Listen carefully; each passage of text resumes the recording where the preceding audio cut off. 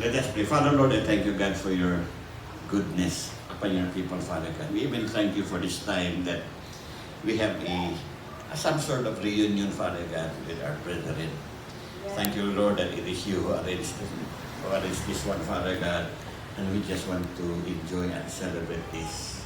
And even for your word, Lord, I thank you that your word will speak to our hearts, Father God, to remind us, Lord, of one of the most important things that we ought to do as Christians. So, Father God, Lord, I pray that you will bless your word, bless the hearer of your word, so that, Lord, your name will be glorified. Father God, this we pray in Jesus' name. Amen. Amen. Hallelujah. Seeking after God. This is one of the, during our revival before, topic like this is popular in any revival, kanang mga conferences or seminars. And by the way, I want you to cover me with your prayer because on January 29 up to February 1, I will be in Bacolod. Pastor Emilio invited me to do a revival conference. You know what? It's easy to do leadership seminar and conference. It's so hard to conduct revival because you don't know if the Holy Spirit will come or not. That's the burden. Okay? That's why I need prayer. Okay? But so far, ako experience sa una sa mga revival conferences. So far, the Holy Spirit never disappoint me. Okay? He always come and move. Okay? But anyway, just please cover me with your prayer. Okay? So seeking after God. Do you seek God? How often do you seek the Lord?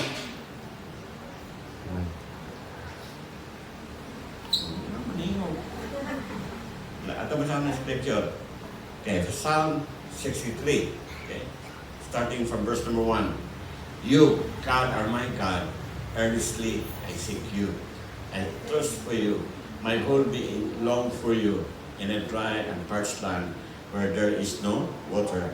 I have seen you in the sanctuary and beheld your power and your glory, because your love is better than life. Hallelujah. My lips will glorify you. I will praise you as long as I live, and in your name I will lift up my hand, and I will be fully satisfied with the riches of food. With singing lips, my mouth will praise you. This is one of the psalm that David wrote. Okay. Nga wala ko siya gipangayon. You cannot read a single verse or a single word in this entire chapter that David asked something from the Lord. Okay. What he did was, nagpasalamat siya, nagtayag siya sa Ginoo. Just like sa ating kanta kanina, we will praise God in the valley, we will praise Him in the mountain. Okay?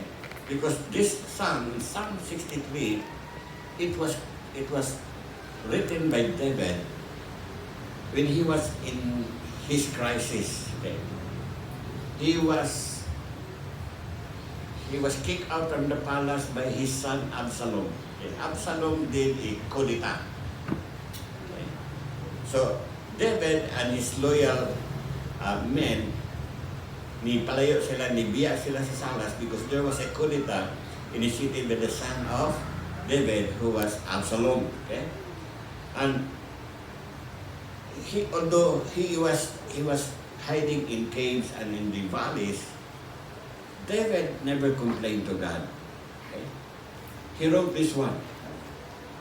And he never said, Lord, please destroy our enemy or put an end to this rebellion. Okay, wala. Ang yaray kong ibuhat is to praise God in the midst of crisis. Okay?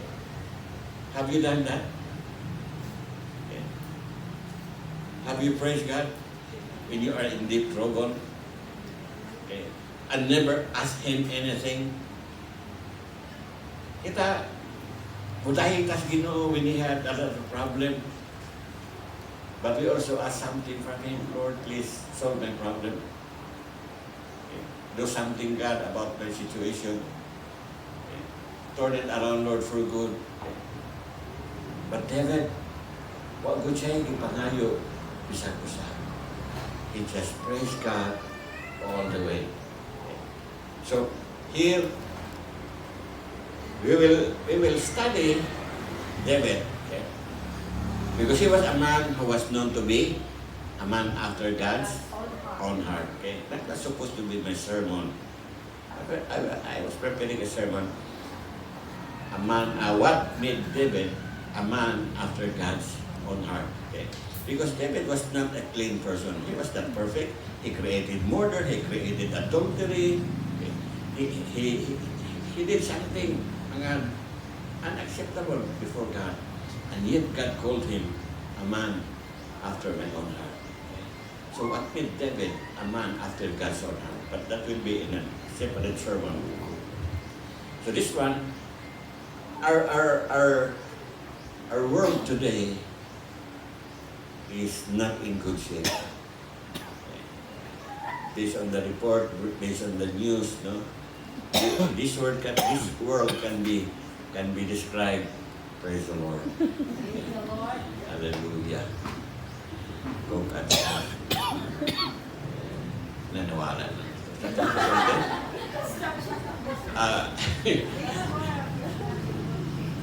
Okay. Our world now can be described in two words. Okay? It's chaotic and pressures. There's a lot of pressure right now. Okay? If you listen to the news, no? LA, grabe ang fire sa LA. Ang Amerika ron nabahin.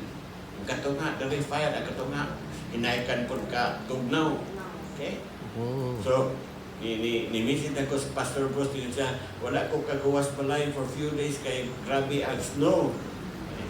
So, ang sa Eastern Part, grabe ang snow. Dali po sa Western Part, grabe ang sunog.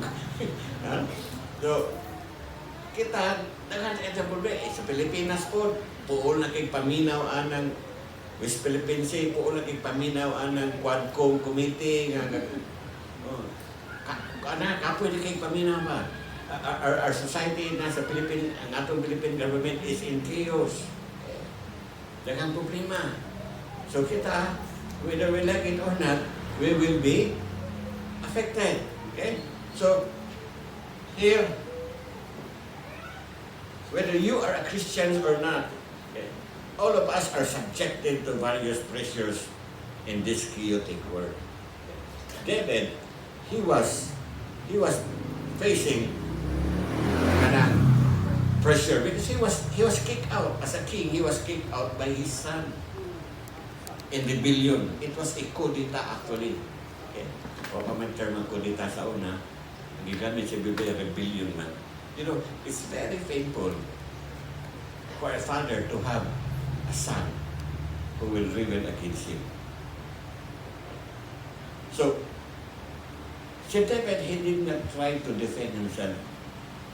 Nibiyak lang siya, hindi siya ganang nagsamok. He doesn't want to hurt anyone. Anyway, o sa experience lang sa battle, grabe si David, he was an experienced warrior. He is a giant killer. And who was Absalom? Absalom is not even a soldier. Siya lang ang pinakagwapong anak ni David. Okay. So, David not wanting to hurt his son and katong mga follower ni Absalom, he opted to leave the palace along with his mga loyal naman members. Okay. But with him was Joab, General Joab, who was an experienced general of David. When Joab and his army went to Jerusalem to confront Absalom, yung ang pagod-tawag si David, ayaw ang tawag pasakiti akong anak. If possible, ayaw pa siya. Tawa ang heart ni David. But something went wrong during the battle. Okay? Naperde itong forces ni Absalom. Absalom was trying to escape. Sa iyang kagwapo, iyang buhok, makulot man. Oh, nisangit iyang kulot na buhok sa sanga, sa kahoy. Nagbitay-bitay naman siya. Naabtan man siyang Joab. And Joab did not obey the words of David not to harm Absalom. Joab, kuha siyang pangkaw and he struck Absalom who was hanging on the tree. Okay. David, during this time, he was facing pressures. Okay? Pressure nga lagsaon. Okay? Pressure in a sense nga gikuha siya, he was removed as a king of Israel. Pressure kang iyang kaaway, iyang anak. Pressure kay na-divide ang Israel. Okay? So, kitang tanan po, there will be times in our life that we will be facing pressures in life. Okay? Na yung mga higayon nga, magkatubang kang problema na dili na nimo, ayan. Okay? Di nakakatulog, taas na imong dugo, may uban, kung mas stress ka ayo, musog o kaon, unang magka-diabetic. Pressure is something, kung di kaya pa handle, it will destroy us. So, in the midst of pressures, okay, there's one thing that will determine the course of your life. It is your priority. Okay? Pressure reveals your priority. David, when he was under pressure, his priority was always to seek after God. Ayang priority, dili kay mubalos, dili kay passion ang iyang kontra. Ang iyang priority was to seek after God. That was his priority. But how about your priority? When you are facing problem, how do you handle such pressures in life? So, Good to follow. Because if you don't have the right priority, you will end up doing something that is not good. Okay? Balos ka, mo retaliate ka, or you will try to correct the situation na dili maayo ang pamaagi. So, it is always good to have priorities, especially godly priorities, because they are crucial when you are facing pressures and problems in life. Amen? So, your priorities determine how you spend your time, with whom you spend your time, and how you make decisions. That's your priority. Your priority keep you from being battered around by the waves of pressure. Check your priority. Me? I would rather be alone. So I have enough time with God. And enough time to study. Enough time to read the Bible. Every afternoon ako rin mabilis balay. Kaya akong asawa malinda. And I praise God for that. I can spend my time with Him. Wala'y maka-interrupt. What is your priority? One thing I like traveling is this. Even when I ride the bus, that's a good time for me to spend time with God. Contemplate on His Word. Okay. Remember His promises. What's your priority? Your priorities keep you from being battered around by the waves of pressure.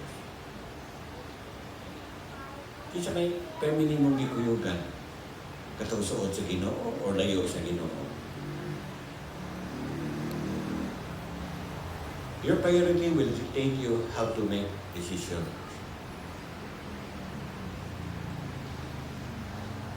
Ano yung man?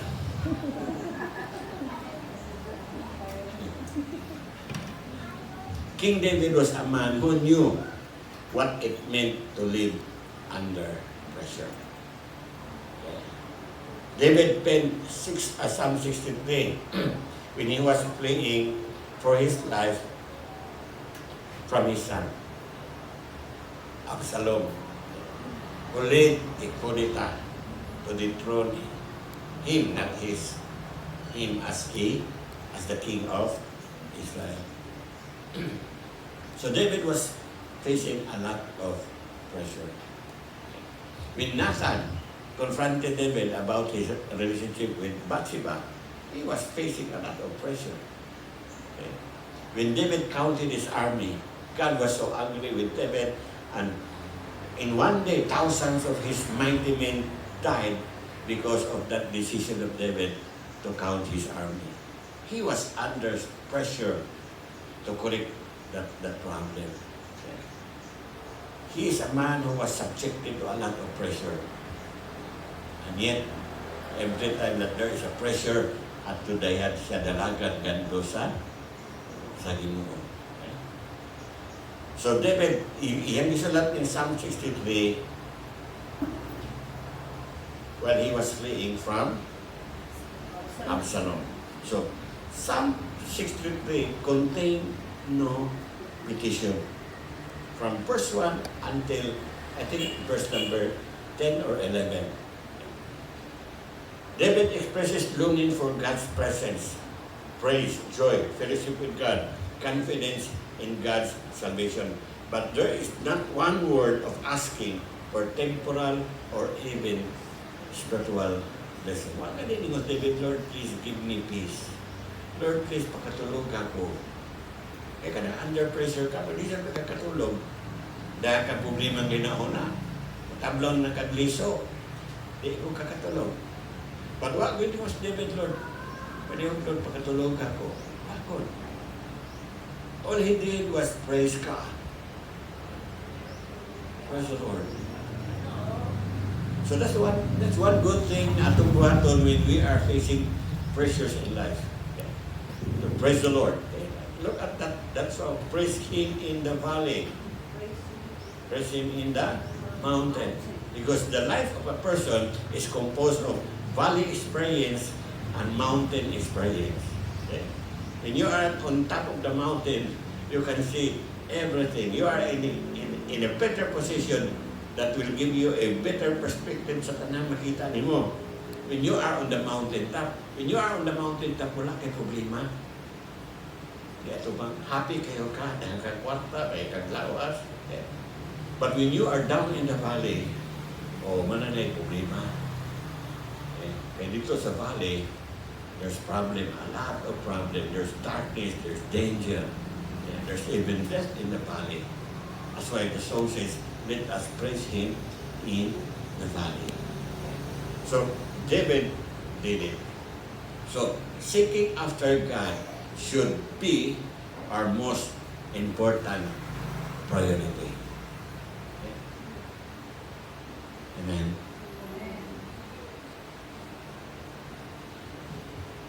I remember I was reading an article written by Martin Luther, the great reformer. Si Martin Luther ang gigamit, he was a Catholic priest before, and he come up with kanang mga statement nga opposite sa gitundo sa Catholic. Dito gikuan ni Martin Luther that ang tao malawas pinagi sa grasya sa Ginoo. When he penned down that statement and butan niya sa ganaan sa simbahan sa Katoliko, his life was Danger. He was under pressure because he was threatened. And one day he wrote an article and he said, "Today, I am very busy today. That's why I need to pray." You get that? So ningon si Martin Luther, karong adlaw daghan kayo kong bulaton. I am extremely busy today. That's why I need to pray. Kita, o mabisi ta, wa na tayo panahog ampo kay busy. Gaway pa. Study the life of the great men and women of God before. Catherine Coleman. Catherine Coleman, kung magwalin niya sa Coliseum, pagsaka na sa state mo hisgot sa nasngalan mo, mention ang nasngalan Jesus, mga pakol, mamango na, mga masikiton, maayo na. Whisper na sa ngalan sa Holy Spirit, everything happened miraculously. Because she was a woman who always spent time with God early in the morning. They and Dwight Moody, a famous evangelist in America, he used to spend time with God early in the morning.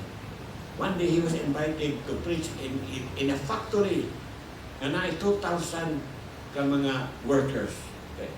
On his way to the factory, pag-abot pa lang niya sa ganaan, sa gate sa factory, everybody inside the factory were crying and repenting of their sins. Grabe nga, diho ba? Because these people spend time with God. It's not because worth. Great Torah. And yet, nagkabuhig patay. Almost 30 kabuok patay. Minatay ang iyang gibuhi. Ang uban, gisulod at lumon. Created miracle kay uban, gipang balsamo naman. And yet, namangon. When he was riding on a train going somewhere, he felt niya, kini mga pasahero sa train, walay Ginoo. And he prayed to the Lord while on that train, that Lord, before this train reached the destiny, I pray, Lord, give me all the souls of this man. Yes, it happened before naabot ang train dito sa ilang destination. Everybody on the train, including the conductor and the driver of the train, repented and accepted Jesus Christ without even Smith Wigglesworth preaching the gospel. Kung sa ilang sikreto, they seek after God early in the morning.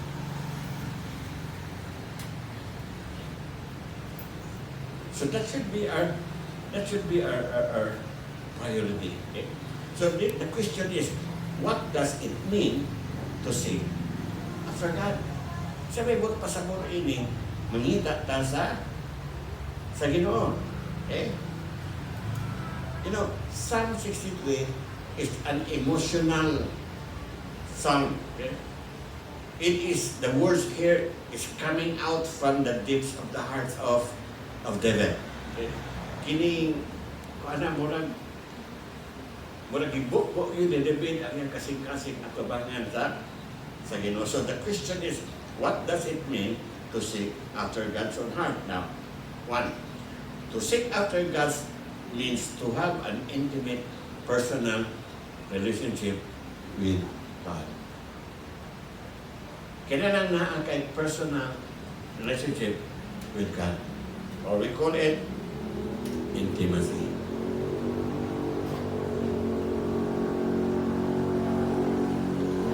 There's a passage in the Bible, in the book of Zechariah. God confronted Zechariah. He told him, because Zechariah was so busy ministering to the people that he lost his time to minister before the Lord. So God confronted Zechariah, and he told him, since you love to minister before the people, I will allow you to minister to them, but I will no longer allow you to minister to me. Busy naman ka sa ibang tao, wala nang kayo panahon ako. Go ahead, continue what you're doing, but I will not allow you to minister to me. I don't want that to happen to me. Imagine, na ikaw ang Ginoo kang kariya. Every pastor should listen to these words. Because pastors aside, busy na kayo sa ministry, wala may panahon sa Ginoo. Wala na ganing panahon tuon.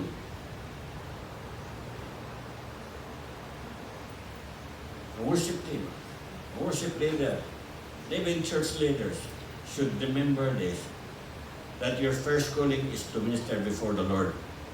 Secondary ra ang to minister before the people. Sometimes, mabalay na ito ni. Busy kay Cross Ministry. Parang nigara kay ta, kay dahang kay ta, speaking engagement, dahang kay ta, events. When actually, you are disconnecting yourself from God. The reason that you are not effective, why? You have disconnected your time with God. You are no longer intimate with God. Intimacy is very important. There are three stages. There are three stages of intimacy. Three stages of Christianity. The first one is the sitting stage. That pictures Lazarus. After Lazarus was resurrected from the dead, nag-host of dinner sila si Martha o si Maria. And the Bible said in John chapter 8, Lazarus was sitting. Okay. Along with him were the visitors, people who wanted to see Lazarus who came from the dead. Okay. And many Christians are like that. Okay. Wala taga dito nag-speak kasi mahal. Many Christians are like that. They are just passive.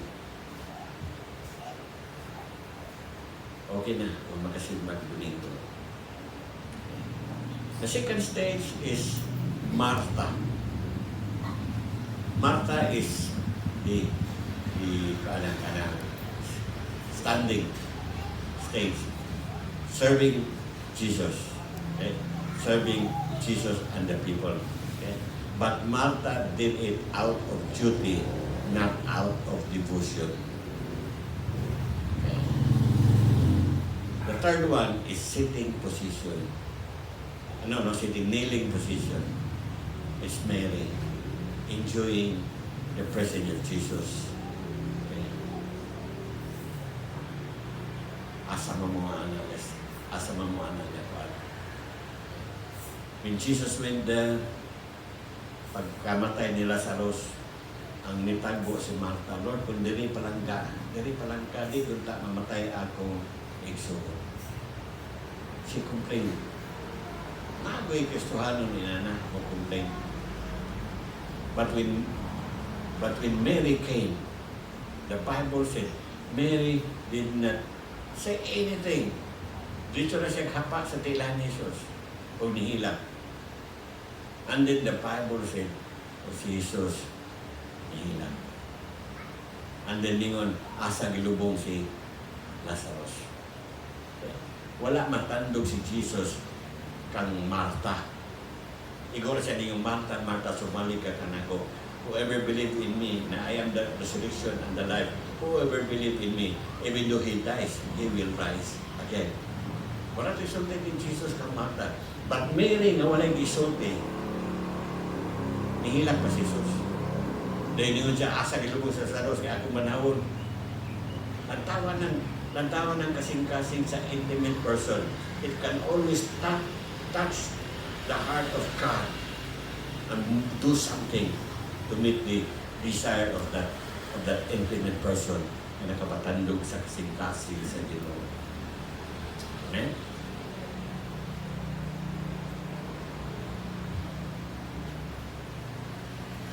David said, "You are my God." You read Psalm 23. The Lord is my shepherd. That's my means personal. Okay? Meaning, he has a relationship with his shepherd. The Lord is my shepherd. He makes me lie down in green pasture. He leads me. Then, Ni-shift na po ang focus. Pag abot na sa valley, though I walk in the shadow of the valley of death. Okay? Yes, Lord. I will fear. No. For you are with me. Now look. That's even more personal. Okay? My God. Okay na. Personal gapon. But you, that's different. Okay? You are with me. Do I walk the shadow of the path of death? You are with us and not fear because you are with me. Your rod and your staff, they comfort me. So David was a person who had a personal relationship with God. Okay? He was intimate. David knew God in intimate, personal way. You may know Bongbong Marcos as president, but you are not intimate with him. You know him as a president, but you don't know his secrets. Okay? Only those people who are close to him knows him deeply. And intimacy is like that. Okay?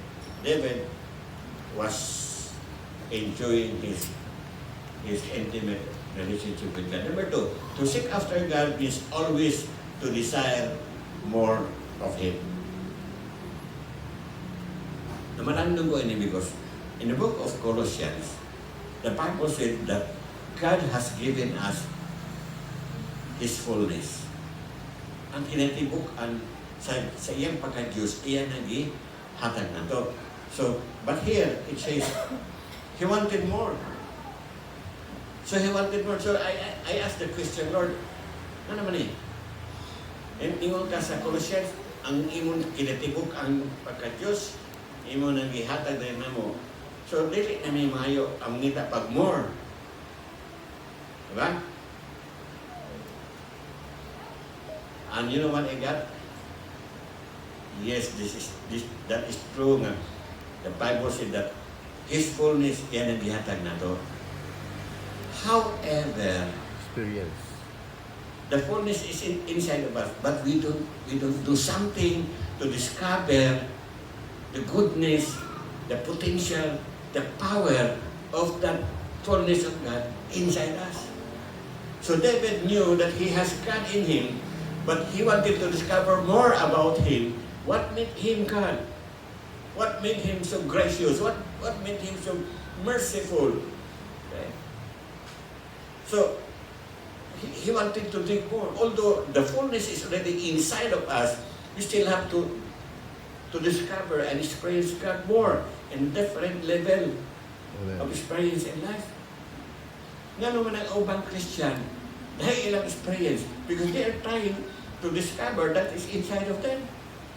Nga naman ang ubang Christian, makahingiling magdemonyo, ubang Christian mo ampo, masakiton, maayo man. Dagang Christian mo ampo, masakiton, di man maayo. Manawag na magpastor. Why? We have the same God, but we have different ways of trying to enjoy the fullness of kaganaan mo. Amen? So, usahay din nakasabot kay manang ningon si Dr. Miles Monroe, ang pinakatambok na yuta sa libok kalibutan, ang minteryo. Kaya naas minteryo, ipagdulong itong mga tao with so much potential sa ilang kinamuhi, na nangamatay na lang sila, wa nila nagamit ang ilang potential. So, to seek after God means always to desire more of Him. You try to ask God, Lord, what made you so gracious? God, what made you so good? Why is it, God, that your goodness follow me every day of my life? Okay. God, why are you so in love with me? Siyang makasala ko, you still love me. Do you bother to question God like that? Ask question before God. God is willing to reveal Himself to you. Mananingos David, earnestly I seek. Kanang word earnestly, I check it with the strong concordance. It means early in the morning. Don't. What is earnestly in Hebrew means sayos kabuntagon, kadlawon. So munang ningon ng Biblia, Lord, kadlawon pa, gipangita na ikaw. Muna giingon ni David. Why? Because David desired God. How many of us desire God when we wake up? Sa una-una ito, kuha, kardiro, maglungab na, mag-inig ng tubig, kaya magbati na pong kape. Pati. Ako mamata ko. Pamata na ko, it will take me an hour before I can start cooking. Ako may luto dito sa mo. Kaya doon kayo mamamata niya, ako magsakop, kaya ako na nagluto. Before kami ko luto, at pag mata na ako, dili din ko magluto. I still have to sit down, malandong sa Ginoo, and then send the devotional messages. After 1 hour or so, usap ako makanong. Why? Because I want to save God every day.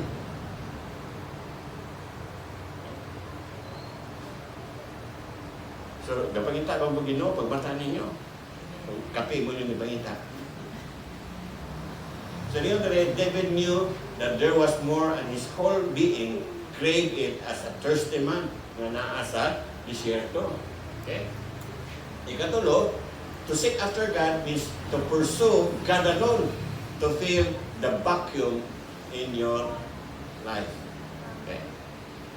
So, every person, nanganiya sa kalimutan, may soul, deep inside us, there is an empty vacuum that only God can fill it. People are trying to fill that empty vacuum with success, with prosperity, with, happy din na, but they cannot.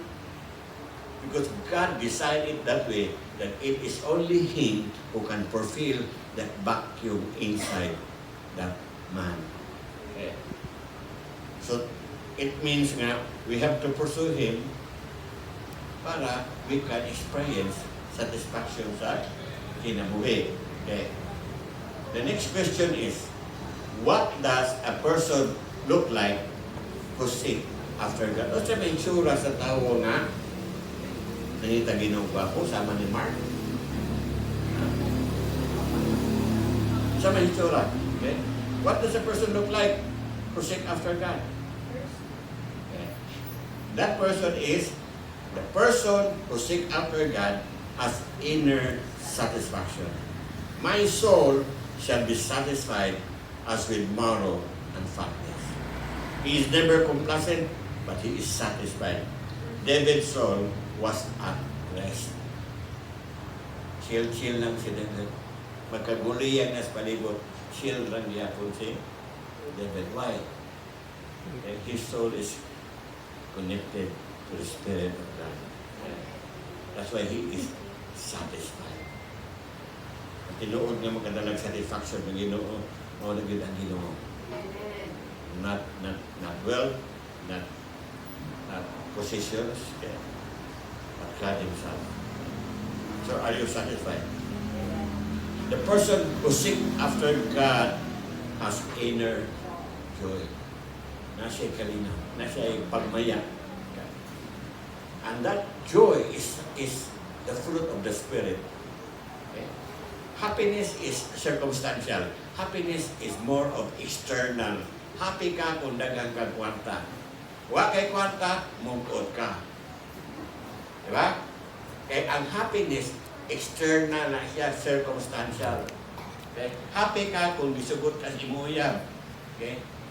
Feeling mo maghikaw ka, kaya gibulagan ka. But ang joy is the fruit of the Spirit. It is not affected by your circumstances. That joy is not even dictated by your circumstances in life.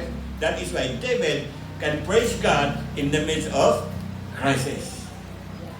Because that joy is something that cannot be affected by life circumstances.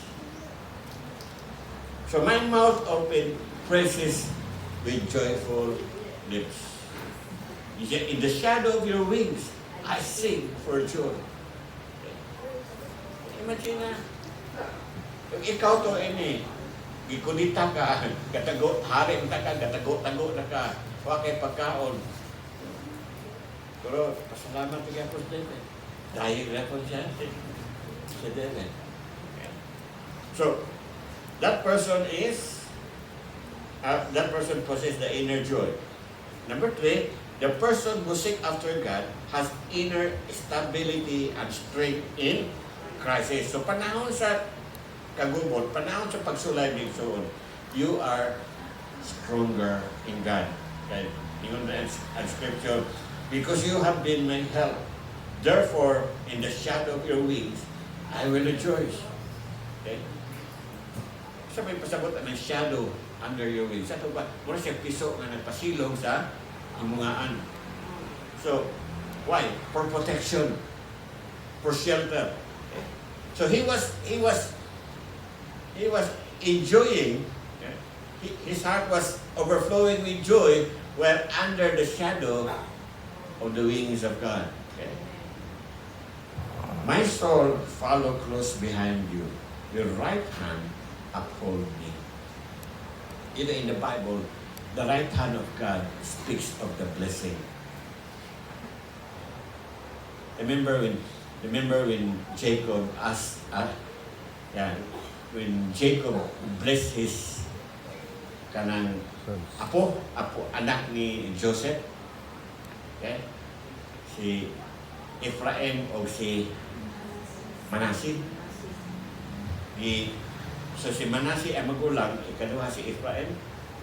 So ang firstborn si Manasseh, dapat ang kamot nga tuo nga hand of blessing should be placed on Manasseh, and the left hand with lesser blessing will be on Ephraim. But when Jacob blessed his grandson, he crossed over his arms, putting his right arm on Ephraim and his left arm on Manasseh. Okay? Gibuyag siyang Joseph, that what you're doing is wrong. Ayaw palihanin mo kamo. Ningon si Jacob, I know what I am doing. Because Ephraim will be greatly blessed by God. Mudong he crossed over his hand. The greater blessing was on the second born. The lesser blessing was on the firstborn. And you know what happened? In the garden, in the cross of Calvary, God crossed over his hand. The hand of greater blessing was upon us. The hand of greater blessing was upon Jesus. So that we will be blessed. Amen? Hallelujah. Let's continue. The person who seeks after God has inner perspective and balance. Okay. So, but those who seek my life to destroy it shall go into the lower part of the earth. They shall fall by the sword. They shall be a portion for jackals. But the king shall rejoice in God. Everyone who swears by him shall glory. But the mouth of those who speak lies shall be stopped. You know what? When I give us Biblia, if God is with us, who can be against us? If there will be people who will go against you and who will try to destroy you, bumirang na nila. Unang relax ka lang, chill ka lang. Because you have God as your protector. No, di ka matutlan. Okay. So, ang imong perspective sa mag-atubang kag crisis sa kinabuhi or problema, if you know that God is with you, lahi ay mo panantaw sa imong problema. Okay? Dili ka mawadan o paglaong, but people without God, kung mag-atubang dakong crisis, they are hopeless. Okay? But you, having Christ in your heart, I mean, you have the God of all hope. Okay? Hope of glory. You have Jesus, the hope of glory. Amen? So the person who seek after God, will be a person of strength and stability, a person with inner resources to meet every crisis in life. Okay? So kung naa kay Ginoo, isang pag-usay problema mo abot sa imong kinabuhi, Dili kayo ka matarog. Why? You have God. I remember there was a old woman interview dito sa LA. Kay sa una siya dako kayo nga linog sa LA nga kato ilang mga flyover na nga ni collapse ba. I think it was a magnitude na 8 ang na-recorded. Nagaguliyan na ang neighborhood na dalagan, singgit na sila. But ang tigo lang dito sa iyang balkon, tingko na sa rocking chair na sige na o konsilyo. Parang mayroon ko parang magulay na tabo ba. So at the end sa earthquake, i-interview siya sa kuan sa reporter kay na nagasulti sa reporter about the woman. So i-ato sa reporter, Lola, anong wa man ka nagpanik panahon itong kuan linog na ang uban na nalagan na nasinggit na ikaw ga tuya ra ka sa imong rocking chair sige ra ka konsilyo ano wa man ka nagdalagan Lola. Bulog ka siya to ba? Siya, I know na the reason nga naglinog because God nangalot pa sa iyang likod. Why? She trusted God. She knows that as long as God is with her, nothing bad will happen to her. Not even earthquake can touch her or destroy her. So to her, ang linog, para lang nga siyang Ginoo nangalot sa iyang katong sa iyang likod. So, yun na ang tao nga, kanunay nangita sa Ginoo. So last question, how does a person seek after God? Saan na ito kapagita sa Ginoo? Pastor, di ba ta kapagita sa Ginoo? Pastor, di ko kita Ginoo. Kaya nga naman, Espiritu ng Ginoo. Sakto po. Hindi mo kakita Espiritu. Okay. Pero, here, si David, nagtudlo na ito. Saan na ito papagita sa Ginoo? Okay. Number one, David, you seek God by putting love for God at the center of your relationship with Him. David sa verse 5, because your love is better than life. And you say that to yourself, Lord, your love is better than life. My lips shall glorify you. My soul cling to you. Your right hand uphold me. Okay. So, ang nakadrive ni David, why he keep seeking God because of the love of God na nasinatid ni David. And so on, we should seek God because He loves us. We should not seek God because we need something. We should not seek God because we want His healing. Paano kung may nili naman tayo maampog kayuhan, but that should not be the reason why we should seek God. Kung wak po mo magdaot, wala ka mong problema, panita na lagi mo. Kaya maabot mga ni ng mga problema, dili kayo ka matarong. Na kay paglaom. Okay? Nalikod imong pagtuo. Why? You are only established in that intimate relationship with God. Okay? So don't just go to God and ask something. Go to Him because He loves you and you love Him. Okay? Enjoy each other. That's why David, in the times of his greatest crisis in life, okay? O nandato'y panahon nga maampos, David, Lord, tabangi ko. Lord, ibalik ang trono sa akong paghahari. Wala ni his Lord si David. He just enjoyed God and His love. He praised Him. He glorified Him. Okay? So, moon na hitsura sa tao nga, mangita ang Ginoo. Kaningita siya Ginoo, because hibalo siya, hihugpa siya sa Ginoo.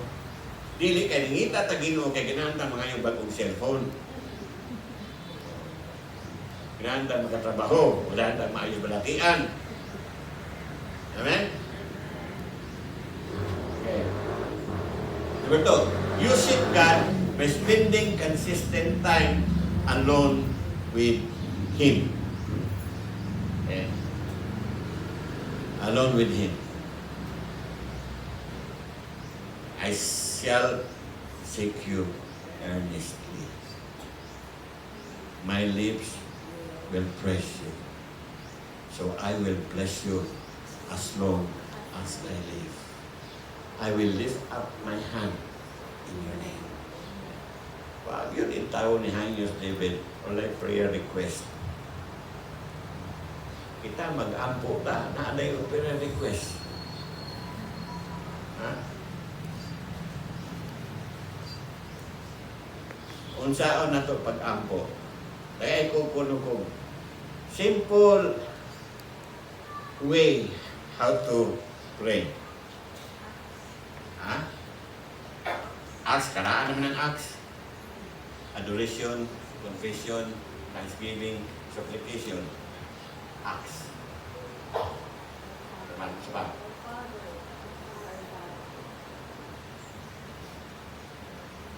Our Father. Simple. Simple. The best way to pray to the Lord. Sequence ba? Ha? Sama. Simple na. Unahan ng Ginoo. Praise Him. Glorify Him. Thank Him. Dayon,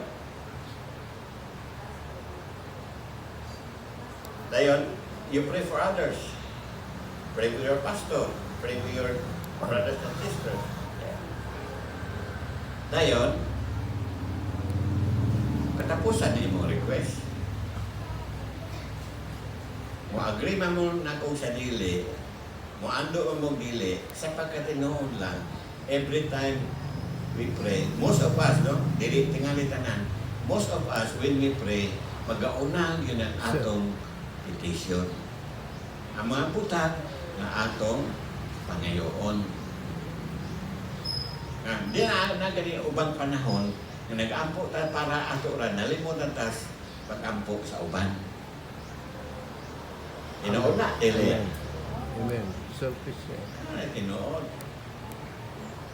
God is wanting to hear you praise Him, thank Him, glorify Him without asking anything. Okay. David did not neglect earnestly seeking God. Jesus was a practitioner of this. The Bible said, while it is still dark, mumata na si Jesus, upalayo siya sa iyang mga disciple, and He will spend time alone with the Father while it is still dark. No wonder when Jesus do ministry, walay hason. Okay? More time with the Father, lesser time with the ministry. What do I mean? Dili after 1 minute, buwa na ng demonyo. Dili after 1 minute, bangon na ng bakol. Kita na ng buta. Why? More time with the Father, lesser time with ministry or with people. Karon mga pastor, no time with the Father, more time with the people. Example, demon possession. Paghingilin o demonyo, gikan alas 2 hangtod alas 8 gabi. Why usan demonyo ni kuha? Muna ako ngingon, no time with God, more time with the ministry. But if you spend more time with God, kanang demonyo, di na magdugay, magwa na guna. You get me? Hello? Amen.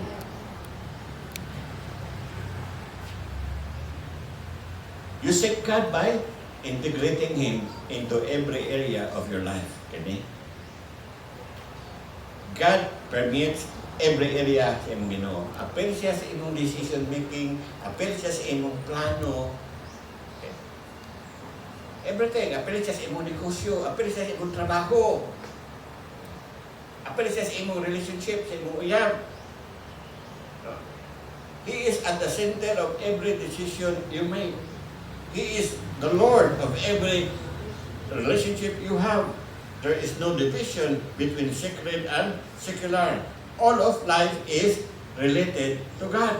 The problem with Christian is we compartmentalize our Christian life. Kung Sunday, pang Ginoo. Monday to Saturday, pang secular. Hindi na mao. Every day of your life should be spiritual. Amen. Connected to God, not just kay adik man wala may simba ron, so okay ra ni. Okay. Dili wa po. Hindi ganit ang basa sa Biblia. Kita ko kuan. Ika po dali. Oh.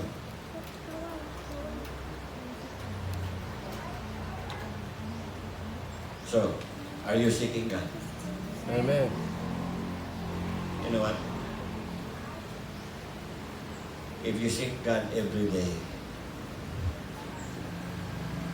you are in a better position to meet every crisis in life. Amen. Yes, Because Lord. it is not by your strength, it is not by your power, it is by the power of the Spirit of God. Our Christian life, whether you are a pastor or not, you need the presence of God. Because that is the distinction na pangitaon sa tao. Ang presensya sa Ginoo na animo na wala nila.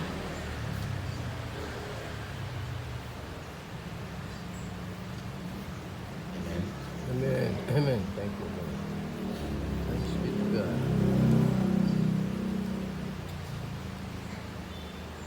Are you seeking God? Yes, Lord. Are you willing to spend time with God early in the morning?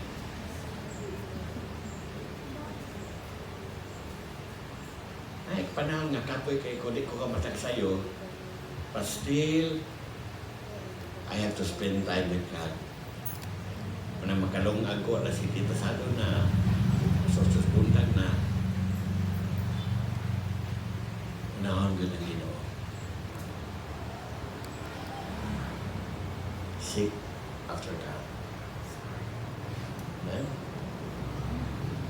Hallelujah. Father, Lord, I thank you, God, for your word, for reminding us, Lord, how important it is for each one of us to be committed, Lord God, to seek after you every day of our life. Because, Lord, your presence is our strength. Your presence, God, is the distinction between us, your people, and to those who do not have God. So, Lord, I pray that you will help your people, Lord, cultivate that intimacy that they need to have, Father God, with you. Lord, give them your grace to do it, Father God. And Lord, I thank you that you will cause them to realize, Lord, that this is the priority, this is priority number one, Lord, in Christian life.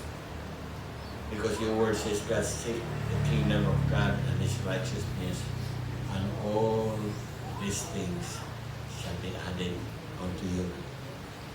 Yes, God, you should be priority number one, Lord. If we can seek you, that all other things that we need will just be provided. So, Lord, I pray that by your grace, you will help the people, Lord, cultivate a life of intimacy with you. Intimacy with Jesus, intimacy with the Holy Spirit, and intimacy with God the Father. Salamat, Lord. And if your people will do it, Lord, I thank you, God, that you will be walking and living under an open heaven. And I can come, Lord, to I speak blessing, I speak favor, I speak power over your people, Father God, presence, God. May your faithfulness sustain them. May your grace provide for them. And your mercy preserve them. And your faithfulness, God, sustain them. Salamat, Ginoo. Alay kong ka, Lord, sa ito ng pusan. Hindi balik ka ni Lord at yung dumong himaya sa ngalan ni Jesus. Amen. Amen. By the way, there's one thing na that I am talking to a lawyer na may kahandol sa yuta. Doon silang iyay ka ng 1 hectare diha nga for lease. Wapa yung makasabot ni attorney pila pamimig kay Siranan kayo. But I wanted to have a longer list. Mag-list ko ng ataas. At least 20 years.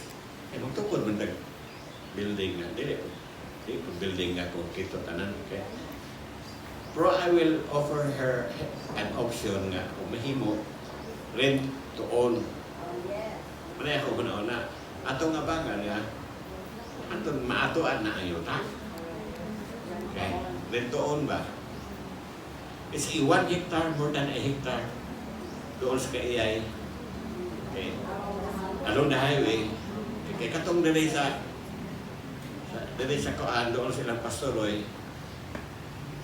Balabagan ko tas iyaan ni pati ito. Ningon nga dili balik yang yuta nato, diri nato kay dili ta Katoliko. Kay mara day nakabalta ito. So wala na tay chance ito. Okay? So we have to look for an option and that option is good enough. Okay? So magsabot pa rin ni attorney kanong si manahan. So I will offer to her rent to own. Madili man siya masugot og rent to own. Kung lista sa property longer, at least 20 years. So we can semi-permanent lang na building para patamakan sila.